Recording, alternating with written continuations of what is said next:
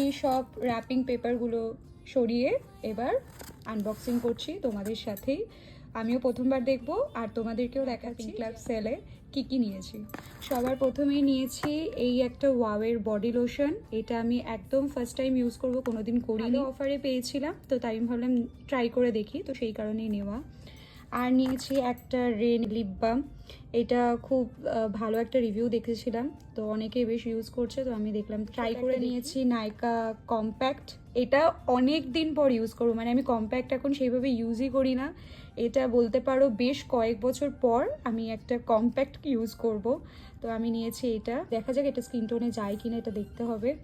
আর বাকি এখানে যা দেখছো সবই স্কিন কেয়ারের, গিফটও পেয়েছি অনেক কিছু মনে হয়, দেখতে হবে। তো এটা একটা রয়েছে সেটাফিলের ময়শ্চারাইজার গিফটে পেয়েছি। আমের প্রচুর প্রোডাক্ট নিয়েছি। এটা একটা রয়েছে ভিটামিন সি টোনার, এটা একটা গিফট এসেছে